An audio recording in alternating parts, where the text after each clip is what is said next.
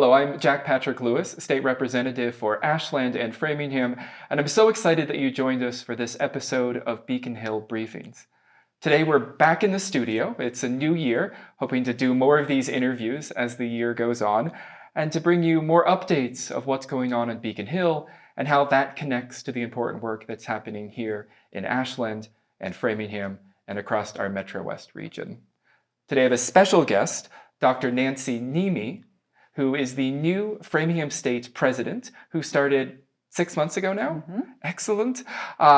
Who is my first guest for this year. So Nancy, thank you so much for joining us and excited to have you on the show. Oh, thank you, Jack. I'm so glad to be here and honored. Happy New Year. Happy New Year to you as well.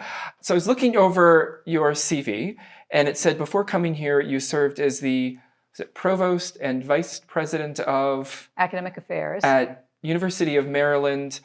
Eastern Shore. Eastern Shore. I was looking back in my memories of yesteryear, and I remember visiting College Park, University of Maryland College Park, and Baltimore way back in high school when I was looking at colleges, but I actually haven't heard of Eastern Shore. So can you tell us a little bit more about what you did there and why I haven't placed it in my memory yet?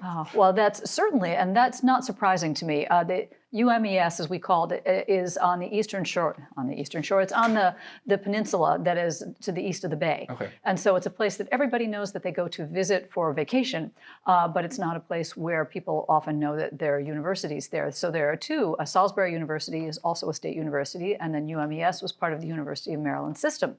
And so we benefited greatly. When I say University of Maryland, they think College Park, which is great because it lends an air of belonging, which is great, particularly for a smaller rural school, which was also an HBCU. Oh, so it was a really wonderful experience to be there. And my role, I was the provost, the chief academic officer is really the better way to explain that. So all of the faculty, all of the academic deans, we worked together to create and improve the academic program and enable the president's vision as to how she wanted the academic program to grow. Excellent. And so I imagine you sitting in your office there and looking over potentially new opportunities. And you came across the opportunity here in Framingham to be the new president of Framingham State. And what was it about Metro West region and the university that sparked your interest? Horace Mann was the beginning. Okay. Any school that can claim, as Framingham State can, that they are the first school in the nation that was publicly built for public school teachers, created public school teachers, is a place I wanted to take a look at. My discipline is education. I taught teachers, and then I taught middle school initially, and so I have a deep affection and care about training new teachers in the country, and so I wanted to take a look at that and quickly saw that it's just a wonderful place that had a lot of potential, a lot of ambition, and I learned very quickly upon meeting that it has a lot of heart. And so I thought this might be a very good fit and an opportunity, and it seemed that we all agreed. And so I love the Northeast as well. I knew less about Metro West, but having grown up in New York State and upstate New York, and having taken my oldest child to Boston University, I would pass through here, and so I was familiar with the area, and it really it calls to me. It calls home in a way that is even better than I could have imagined.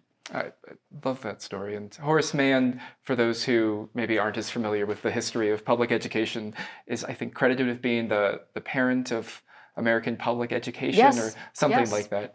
I know there's a new statue for him in Franklin, I believe, where he was born. I'll have to I think there was an unveiling a couple of years ago. But that's excellent. So Framingham State, just to go back in time further, for those who maybe aren't as familiar, started as a teaching school for teachers? Yes, okay. Yes, for young women. It's an interesting distinction. It wasn't a women's college or a women's school. It was a school that, because teachers were almost exclusively women at that point, was attended by virtually all women. And so, yes, it was formed to train teachers to become students to become teachers, and then it eventually blossomed into programs for nutrition as well. Home economics is what they called it then, but really had a strong reputation for developing excellent teachers in a nation that wanted great teaching for its growing population.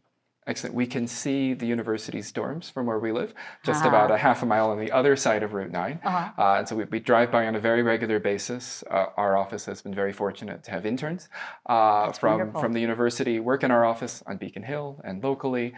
We've done some work with the planetarium, and I've been honored to be invited to be a guest in a couple classes over the years. So I feel like I'm developing my own connection to the university, even though I didn't go there myself, nor have I worked there. But it is definitely an anchor for the Metro West region, and having you at the helm is quite wonderful. Oh, well, I thank you. I think so. I think it is an anchor as well. I'm absolutely delighted to be there. And it's our job to be part of the community. Public regionals, as the state universities are deemed now, are really part of the fabric of the communities in which they sit. We were designed to serve the populations who live in the area, and Metro West is certainly that, and the New England region. And it's part of our mission to serve the needs of the community and be part of the fabric of it. And it really is a calling for us to figure out what the community needs are. And so whether or not you are a student at the university or whether or not you work there, you're still part of who we are. And we have to figure out how to make sure that we honor that and develop that. And it's one of the most wonderful parts of my job. Excellent. Well, you've been on the job for 6 months, but I already see you out in the community at lots of events. Your predecessor definitely got very involved in the community to the extent that as the Metro West Medical Center has gone through different CEOs over the last 6 years. Every time I remember meeting with each of them, they've always asked, like, what can we do to get more involved in the community so that the community sees us as their community hospital? My colleagues and I have always answered that question by saying, look at what the FSU president's doing. Look at that time, his involvement in the community. And if you show up at least half the places he shows up, then you'll succeed in this community. Each of them made their own choices, and there's a new wonderful CEO of the hospital now, and I hope he follows his lead and your lead. But how do you imagine sort of getting involved in the community in deeper ways? It's intentional, and that I think is a big part, I'm sure, of what Javier did and I am doing now, is that literally I have a list, and then I ask people with whom I meet, who else should I meet with? So not-for-profits, businesses, legislators, all kinds, school boards. I really want to know the community inside and out because, as we said, FSU is part of the fabric of the community. So there isn't a place that I visited, a person that I visited, where we don't have some connection. Whether it's internships, as you mentioned, that's often a big request, but also just knowing what our programs are so that we might be able to share some of what we do and learn with the community and vice versa. So we are always looking for ways in which we should be or are and can elaborate on the work that we do, the partnerships that we have, and just with the people. And we do a better job, I think, at serving some folks in the community rather than others. So we need to continuously reevaluate that and think about, well, who are our community members? What do they need? And how can we help them and be a part of that? Because I think there isn't anything more important than helping others learn, helping them be educated, whatever that means to them, and then doing an excellent job of helping serve them so that they can live inclusive, thriving lives. So it's a real intentional, to go back to your original question, it's a real intentional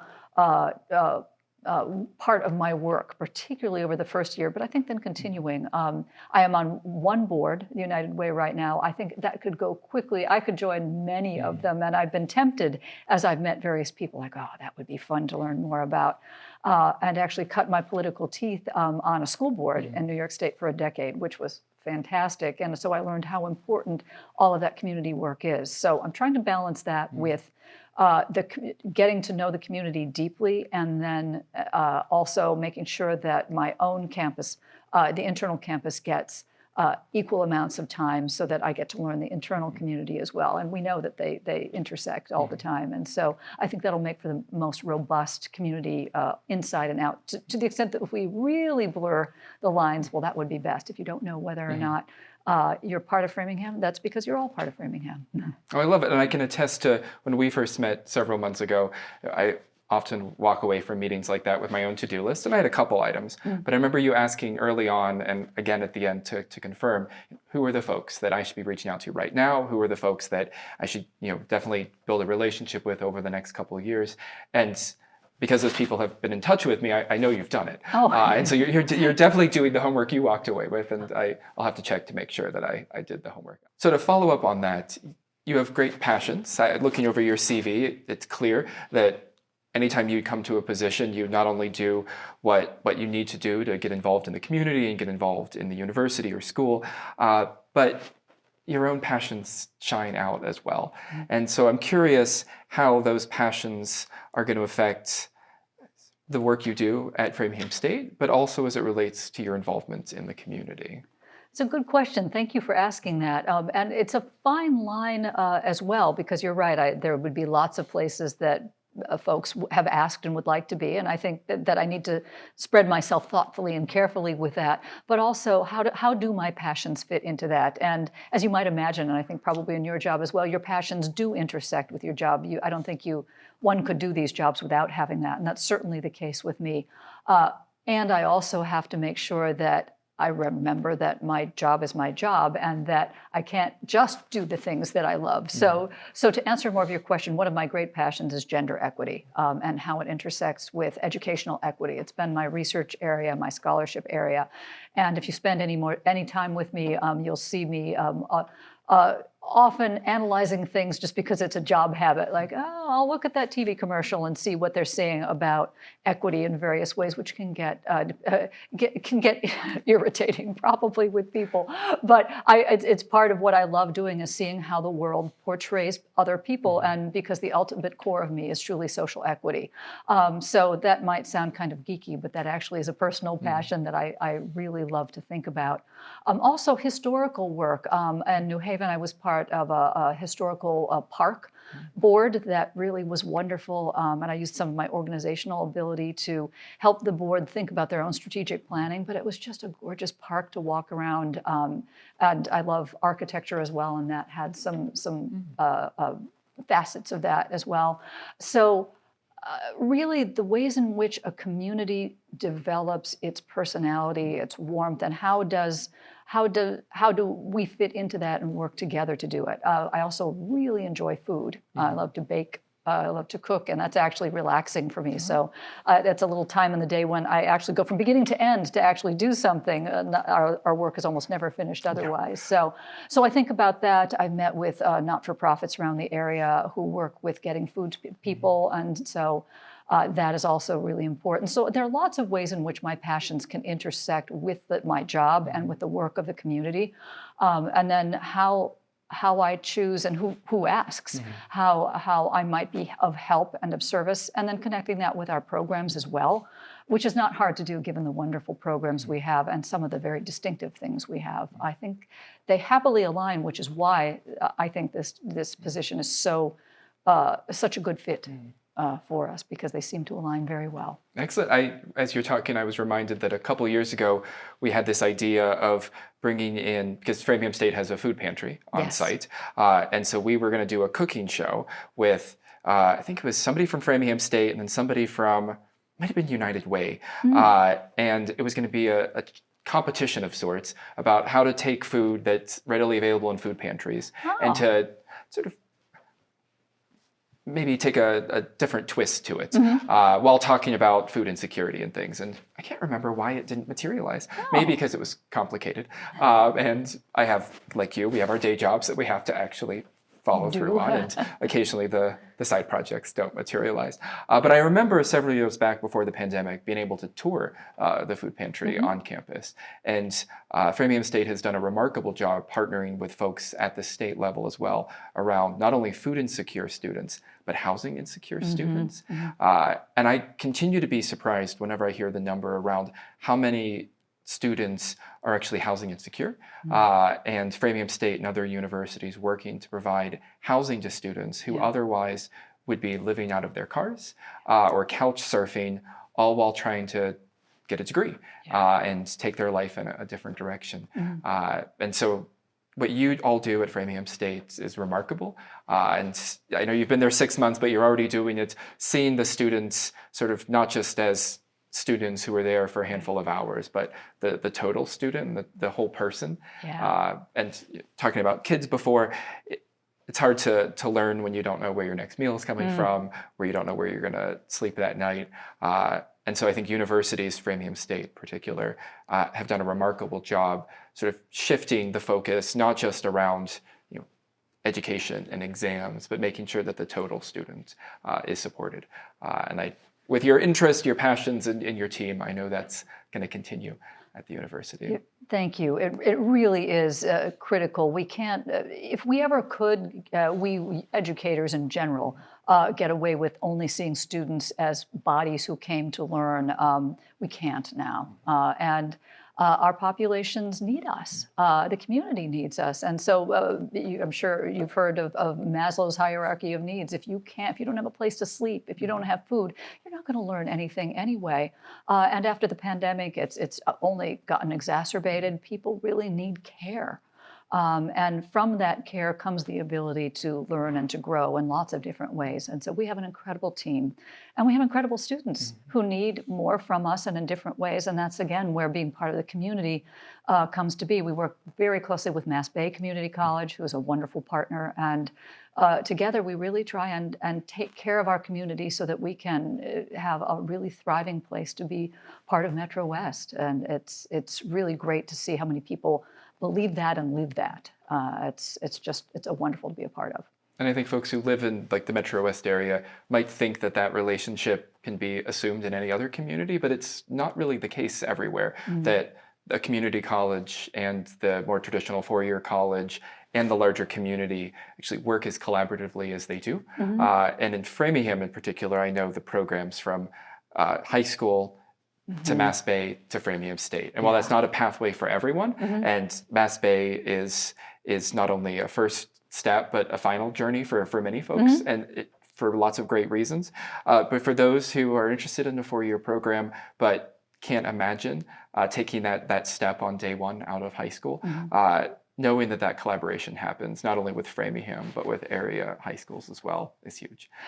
It is, and our programs, we're really looking at lowering some of the barriers too. From our own high school days, I'm sure we can remember that high school's hard, and learning is hard in ways, not because people aren't very smart, but because they have other challenges of growing. And so trying to lower some of the barriers around who attends a high school and where they attend high school, and like the physical building, literally. And can we work with Mass Bay and Framingham Public Schools to figure out how we can start college or finish high school differently so that we're a bigger public educational enterprise. And Bob Tremblay, the superintendent, and David Podell at Mass Bay and myself have been thinking about that. And certainly our early college program has been wonderful to help us think about the ways in which students who, you said it before, don't see themselves necessarily as going to college. Everybody has the ability to go to college. We just have to help them think about why they would want to go, and that it's an investment in themselves and their community that we are born to do. No, it's taken me back. I started by talking about visiting colleges and high school, and so this has been a trip down memory lane. It's been quite a while since I was, in high school, thinking about where I might go to college, and that time of dreaming of what seemed like the impossible. And not every community or region has the supports in place that we do in the Metro West to help students make those decisions, as the world seems like a wonderful buffet of options, but maybe options that no one else in your family has ever explored before. Exactly, and I think we're foolish if we assume that everybody is having those conversations. Even in a community like ours, where it is more supportive, it's still the case that not everybody assumes that they're welcome or expected or able, and we continue to need to do an increasingly better job. Even though I think we do well, we need to do even more well to make sure that we support students and families however they need to in their journey. And as you said, framing a four-year degree might not be what everybody wants, or right out of high school might be what they not be what they want. But we need to. That's where we need to be part of the community again. How can we help, and in what ways can we think? We have a not-for-profit a certificate. So we have, as I learned the other day, 6,000 not-for-profits in the Metro West area, 3,000 of which have some sort of revenue. And if you've got one person running that not-for-profit, they have to be the proverbial chief cook and bottle washer. And how do you learn how to do the things that a not-for-profit needs you to do? And so our certificate is it's not a degree, but it's a one-semester certificate that helps you begin to understand what those responsibilities are and how to do them. And so that's the kind of thing where we could be a real partner, and I'm really pleased about that. And what other things do we not even know about that we could be educational partners for? As the former executive director of one of those 1,000 nonprofits, I would have loved that. I would have loved that. Yes. Sometimes you find yourself in a position, sometimes running a nonprofit, where you have the passion and you have your team, but you can't just assume the skills are going to materialize. And so I know the great folks at the Metro West Nonprofit Network and across, and others have worked with you all on that certificate. And a couple years back, if I were still in that position, I would have been one of your first students. Oh, wonderful. But depending on where life takes me, I love my new job, so maybe I'll wait to accept invitations to speak and wait for the next certificate program. Accept invitations in any other way you want. Oh, speaking of like looking down the road, it's sometimes hard to imagine what tomorrow is going to bring when jobs are as all-encompassing as yours is. But if we were sitting here 5 years down the road, hopefully you're still in your position. I certainly hope so. And I hope to still be in my position as well. So we'll all just acknowledge that collective hope. Is there anything looking back that you hope to be able to say that I'm so excited that we were able to do X, Y, and Z? Or maybe another way of putting it is, how would you feel, in order to be able to say those were successful first 5 years as the president of FSU, what would you want to be able to say you did to get to that level of success? That was a convoluted question. No, it works. But okay, convoluted way of asking it, but I think you know what I'm trying to get at. Yeah, I think about that question a lot because you really can't get where you're going if you don't have a destination for it. I would say, but I like the way you asked it. I would say that in part, we're doing it already. We're becoming more part of the community. We're taking Javier's legacy of being a community member and really building that so that we are truly part of Framingham and Metro West and New England.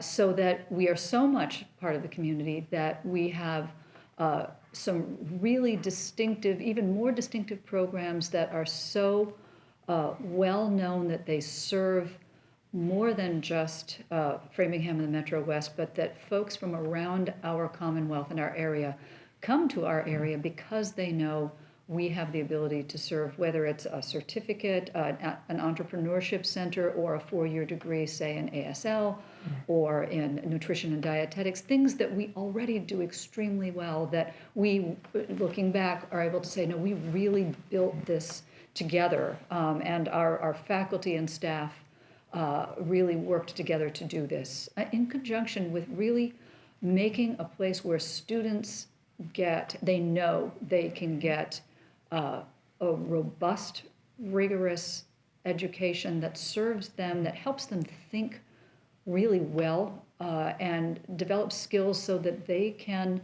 be part of an inclusive, vibrant, thriving community that they get to then serve their community and develop what they want to even more. And so that's the tip of the iceberg, but really working together, can we be such a rich, exceptional part of the community and the educational enterprise for our area that people can't imagine not being part of our work together. So that would be an incredible looking back on 5 years. Excellent. Well, I hope in 5 years we're still both in our positions. I'll have you back on the show. We'll look the same as we do now. Nothing. We'll wear a slightly different outfit just so folks didn't think we recorded this right after now. But I'm excited. I'm excited to have you as a partner in this work. Thank you. I'm grateful that you're taking the time not only to get to know the legislative delegation, but the larger community and its elected leaders. We find ourselves at the university on a very regular basis, and I'm sure we'll be seeing you in the community. before we know it. I imagine we will. Thank you. And thank you for being so willing to have conversations. I wasn't sure when I started. I was going to be working with legislators, and what would that be like? And you make it so easy. And clearly you're so dedicated to the area, as am I. So I think there's nothing that we can't do.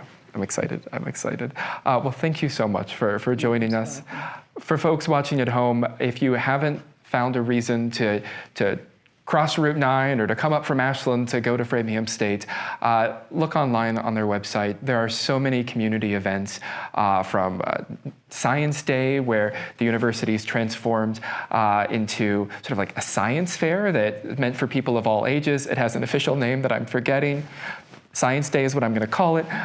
There's a planetarium that not only is wonderful for field trips, a lot of grade school youth from across the Metro West region remember fondly going to the planetarium, not only watching a planetarium show, but they have this wonderful center where you get to pretend like you're on the space station.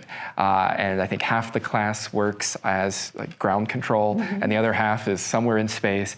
And the 8-year-old me who wanted to be an astronaut for 5 minutes, every time I walk into that space, it just takes me back. But your family can go to planetarium nights, go to science days, the Danforth Museum. I'm taking my Cub Scout pack there in a couple of weeks. It's open nearly every day of